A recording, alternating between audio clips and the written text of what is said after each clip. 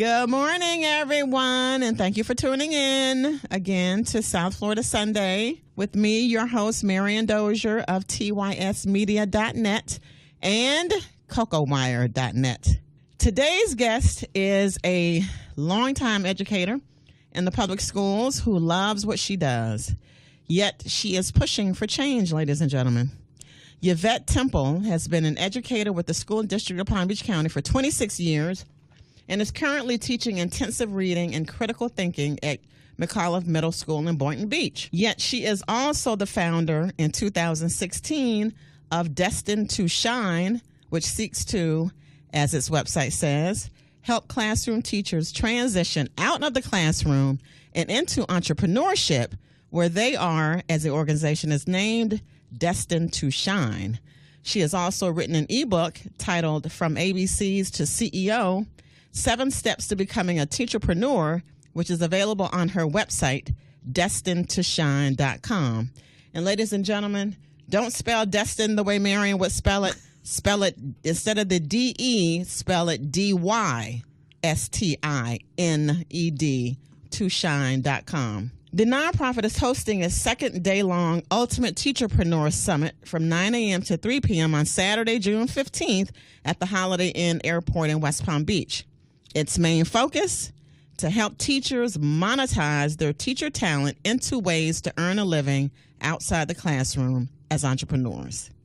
It will have a whole host of local experts in social media, business coaching, and book publishing. Tickets for the day-long event, which also includes lunch and breakout sessions, can be had by visiting that website, destinedtoshine.com. Of course, though, you can also visit the CocoWire.net calendar for more information, and that is CocoWire.net. Yvette Temple, longtime educator and young brand maker, welcome to South Florida Sunday. Thank you. Yay. Good morning. Good morning. Good morning. Good to see you on this bright Sunday. Getting hotter and hotter. Thanks for having me. Thanks. I'm glad to be here. Absolutely. So there are so many things I want to ask you about, but the first one is, this is kind of an aside, but that school in Boynton Beach, Krista McAuliffe, that's that woman who was on the space shuttle. The space shuttle that crashed. Mm-hmm. So that was exploded. I didn't know she was from Florida? No. Okay. No. Okay. The school was in the process of being named when and built when the Challenger exploded. I see. So that's how it got. Oh, okay. Because I meant to ask you about that before, but anyway, but back to what we're here for. I really love this idea, giving teachers these career options, just like other industries. Mm-hmm. Yet we don't hear that much for teachers for this particular industry of education. So I'm just wondering, why did you launch this notion? What was going on in 2016? This has actually been a part of my story for most of my career. Oh. So when I was about fantastic. in my 8th year of teaching, I started wanting to do something different. Something more. Yeah. And I never could figure out what that was and what it would look like. Year 11, it came up again, and I was like, I've got to figure this out. And I have been doing different leadership roles and helping out in the school and working around and doing a bunch of stuff. But it was just like our salary was still, and I was a single parent.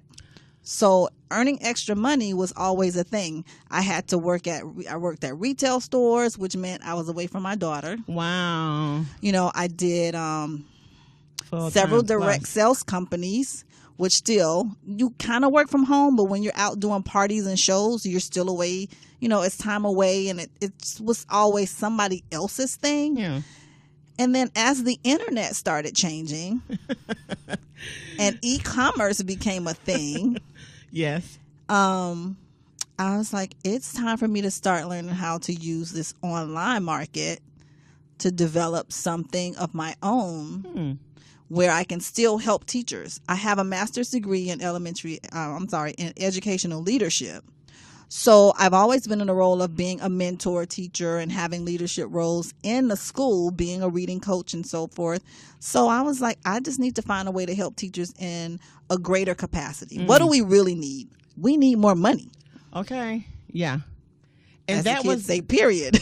Yeah, and so that was primarily it because you continued to teach, so you must really love that work too. It's when I really niched down into education, I found that reading was my sweet spot.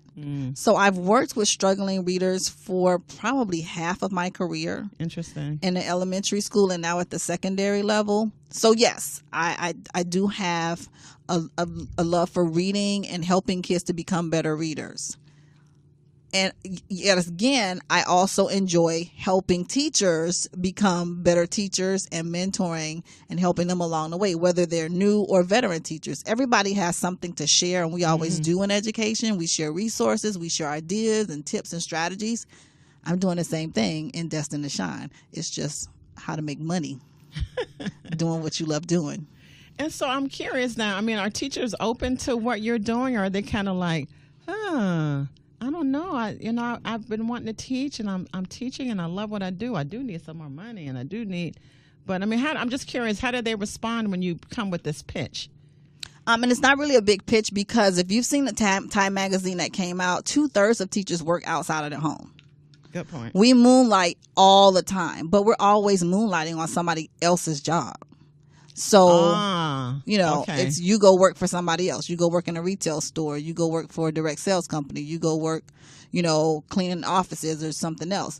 But very few of us have decided to build our own business. Even if you tutor, you might tutor 2 or 3 kids on the side, but I can teach you how to grow that tutoring business to be way more than just 2 to 3 students, and it'll actually make you more money. Huh. And so who would be like the ideal, teacher to attend? Would it necessarily be, somebody young or somebody really experienced, or, are you looking for like teachers of color necessarily, or give me a sense of who would be the ideal attendee? An ideal person for this Ultimate Teacherpreneur Summit is the teacher that has had the same desire like I did years ago. You're meant to do something else more. And you just can't figure out what it is. You want more. You have big aspirations and dreams, but you just haven't quite figured out how to get there on your own. So I'm bringing together a huge panel of teacherpreneurs and experts that are going to have the strategies and tips that you need to get you started. And if you already have a business or you're doing something alongside your teaching career, they're going to give you strategies and tips that'll help catapult you, put you even further along in your business.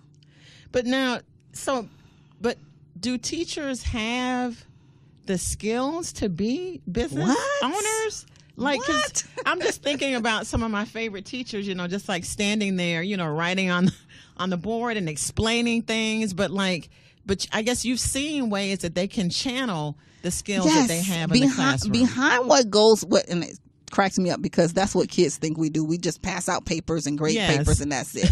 No, there's a lot of data analysis, planning curriculum, identifying students' needs and matching activities and resources to their needs to help them move along and make the gains that they need to at their grade level. There's organization.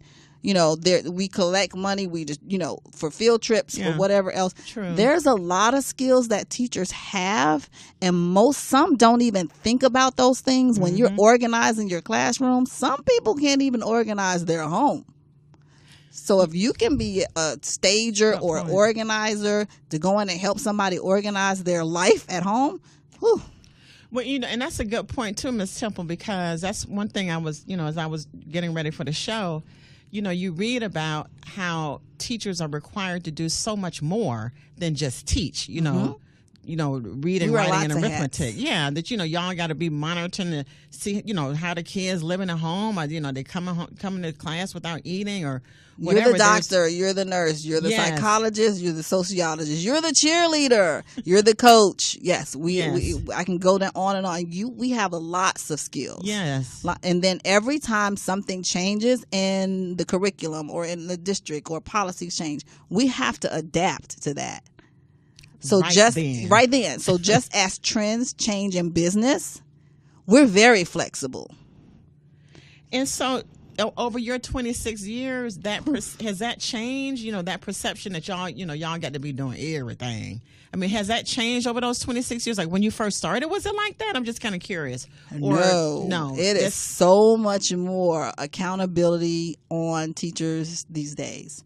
So much more. And not that there wasn't before, but this whole idea behind testing and then the traumas and things that students come to school with. Mm-hmm. See, I believe when I started, it was like the crack addiction, crack babies coming into the schools. Okay, yeah. Now we're dealing with kids bringing, it's like that times 10. Yeah. Yeah. A lot. Doing things that they shouldn't be doing in school. I can't even think of the... All kinds of things that they should not be doing at school that they're Right. doing. Yeah. Right. So it's more of not just the academic side. Now it's the mental health side. Now it's the, trying to work with parents even more who are just as busy as we were 10, 20, 25 years ago. But it's a whole gambit of things. Now society has changed so much in 26 years that it all comes to the school. Yeah, and we expect y'all to deal care with of it. Yes. All these cold red drills, the shootings, the kids get sick, it's all kinds of things that happen in the school that until it happens, nobody even thinks about all that y'all are there doing. Because even when Marjorie Stoneman happened, there was a lot of things happening with me at my school. I ended up in the hospital that week, the following week. The week of the shooting? The week. Around that time. Yeah, around that time, about the 15th or 16th. And it was just so much stress. And I think I went live from my hospital bed and I was like, nobody ever thinks about the teacher. What about the teachers? Well, what about the teachers? Now, our state legislature wants to arm you guys and have y'all up in there with guns. Girl. Does that make sense to you? No. I know. No. Yeah. Not at all. And I don't think that's the answer. Yeah. But what is?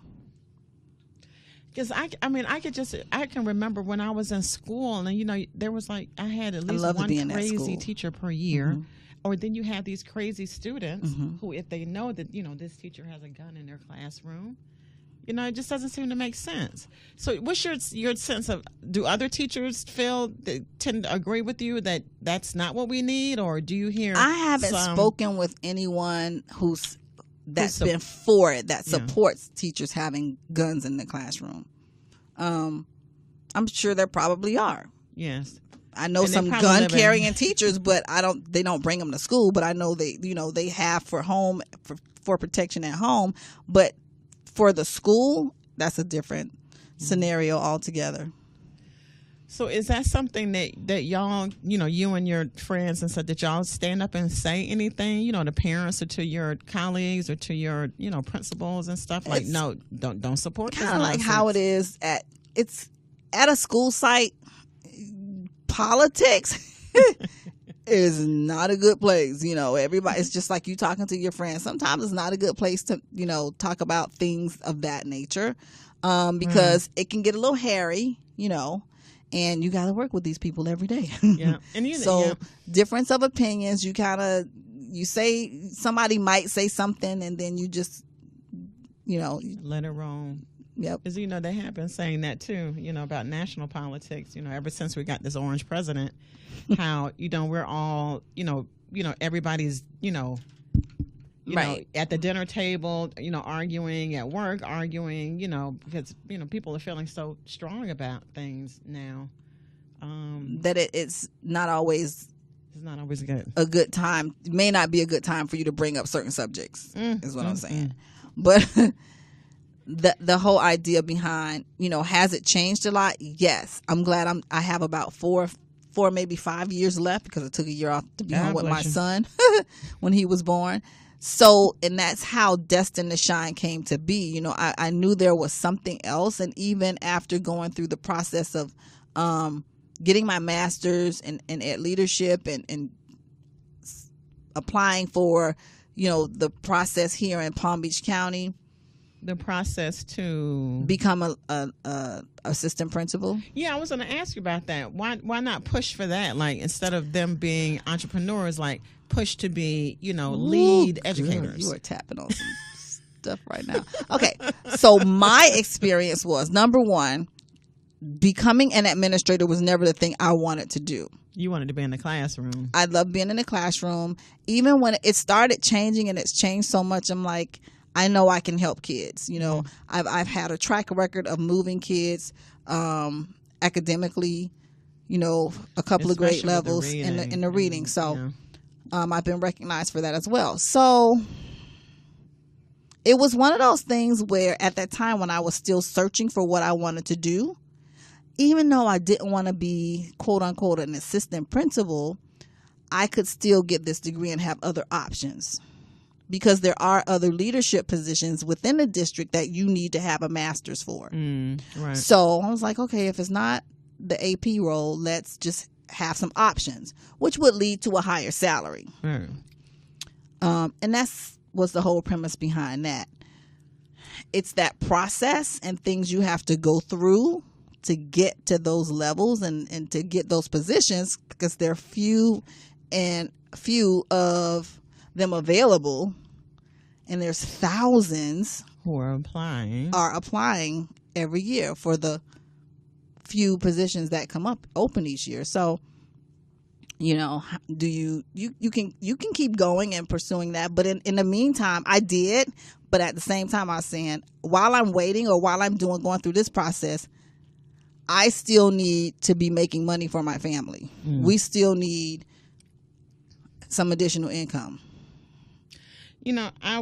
As I'm listening to you and as I read your website and stuff, the one main question kept coming to me, especially as I saw, the skills that you have and what you've done, over your career, is why are you still in the classroom? Why not just leave and go ahead and do, you shine now? Yeah.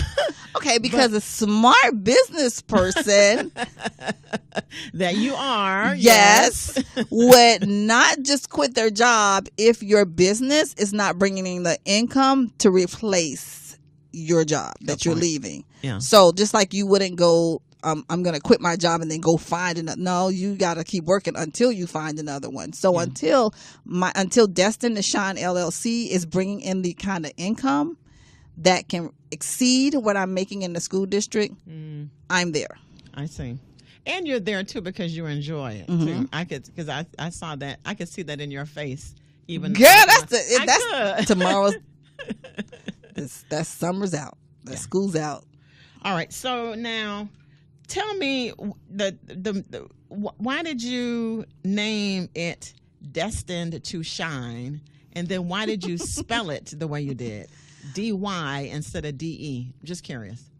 Because I'm different and unique. So Destined to Shine was actually a team name I had when I was with a direct sales company, and it stuck. Actually, my ex-husband came up with that name, so I always give him credit. So, even though you got rid of him, but you still. I love the name, and I liked the name. And what'd you like about it? I'm just curious. Because at the time I was working for a candle company. So I didn't want to do one of my side hustles, and I didn't want to do anything with flames and ignite and all some of that stuff was already taken. And I don't know how he came up with the name, but he came up with Destined to Shine, and I loved it. And it clicked. Yeah. And I spell it with a Y because my first name starts with a Y. Oh, okay. I wondered. Okay. Yes. I see. So I'm just different like that. Yes, you are. Now, so tell us about the big event coming up, the Teacherpreneur, which was another word that you made up, I think. Teacherpreneur? It's floating around out there. Yeah, I had never seen that streets before. And every time I typed it, I was like spelling it wrong. I'm like, okay. So you didn't, I thought you created that word. I didn't. I wish I had. Oh, yeah. But I like using it. But it fits. Yes. Yeah.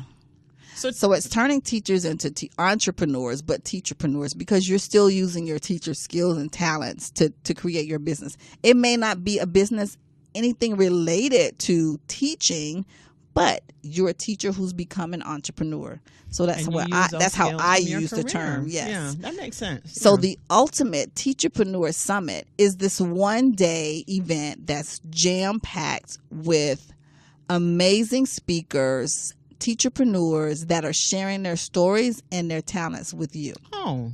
So what's unique about this is last year was the first one, and I was like, I'm just going to take a stab at it and do it. It was a small event, and the attendees absolutely loved it. Nobody knew what to expect because it was something new that hadn't been done before, and it was for teachers. So give me an example or two of some of the teachers who came and like businesses that they had or started. We had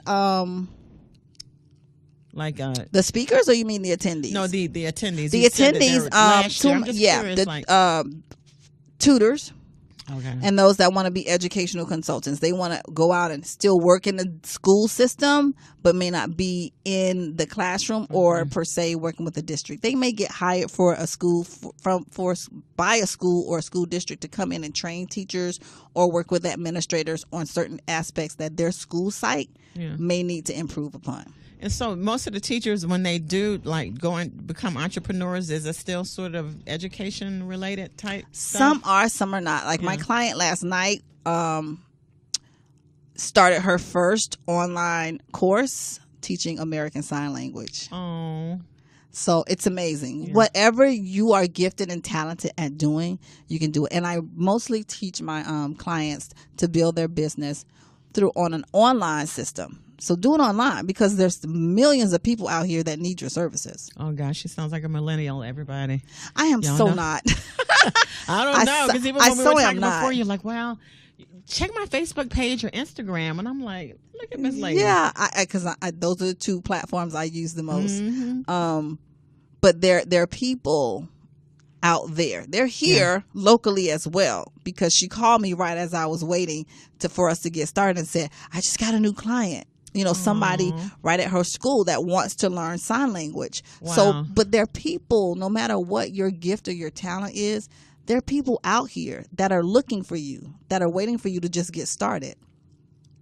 And so what if you have a person who is not a teacher, but still wants to benefit from, something like this, from a summit that will explain how you can become an entrepreneur?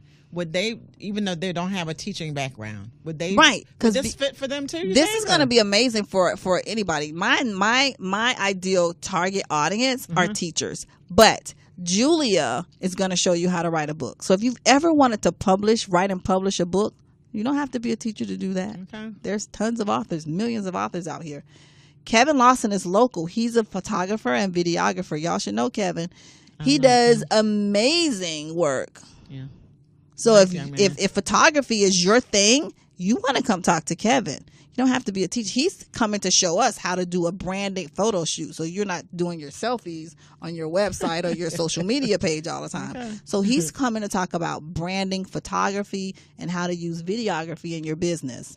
Taria's talking social media. Cool.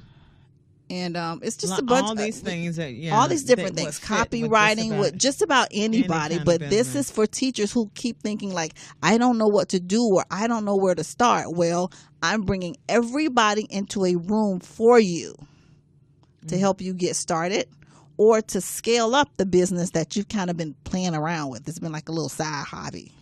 Oh, okay. So it's going to be amazing. This year, we've got 12 speakers this year. Wow. We had 3 last year. So I knew everybody was excited when it ended last year. And what's so different about it is like none of these people are speaking from the stage. Oh. This is not they're over there and you're way back here in the back of the room on your cell phone not paying attention. Oh. No. Like a millennial. Yeah. You're going to be at a table with the speaker face to face. They're teaching you at the table. You're right up in their face. You can ask questions. You can do, they're going to be talking to you, right? Eyeball to eyeball. Mm-hmm. And then what makes this unique is you get to rotate, just like we do in class when kids have learning centers. they rotate to another station, you will rotate to the next station of your choice. I need this in my business. Okay. I need to talk to her about branding. I need to talk to her about copywriting. Oh my gosh, I want to be an online tutor. I'm going to go talk to her about online tutoring. So you don't have to do all of that. No, there's Whatever no way. works. Yeah. You need to get specifically what you need from this event, right up close and personal. Build a relationship with your speaker, the person that's teaching you, and then you walk away with the toolbox full, and you're ready to go. You're ready to get started, and that's why I scheduled it this time at the beginning of summer. So you have all this knowledge and information and strategies and tips for you to start building it out this summer while you're off from work. I like that. Love it. Yeah. Now, I don't know if I was a superintendent of the Palm Beach County School District, I might be a little worried about you, Miss Lady. Okay. I mean, what if all the teachers listen to you and the next thing you know they're pulling out next year? The thing about it really is, be mad at you. They're pulling out already. I just posted an article this morning on my Facebook page about the number of teachers that are not returning to the classroom. Wow. The teacher shortage in Florida is real. Across the nation is real. And then from your knowledge and experience, is the pay, the salary is the salary is the issue. The amount, the workload is the issue. The stress, the lack of support that teachers feel that they have or don't have. For me, I'm starting to experience in the latter part of my career a lot of health issues. Right. A lot of health issues. So, and then health insurance is like crazy ridiculous right now. So there's a number of factors in it. And we already know that most new teachers don't stay longer than 3 to 5 years. So if you don't have kids graduating, coming into education, and you have teachers like me that are at the end of their career, ready to pull out. Right. Yeah. Wow. So does that mean we should be concerned about our education system? You should be very concerned. Very concerned. And that's why the governor is trying to, do this whole bonus thing. And it's not even a matter of a bonus. When we're fighting and killing ourselves to get a bonus of $1,200 a year, and then you tax that. Right. And then in Palm Beach County, the state wants to require some of the money to go to charter schools. That whole referendum thing, I'm glad that ended the way it did, because you probably would have seen a lot more teachers leaving if that had happened. Wow. Yeah.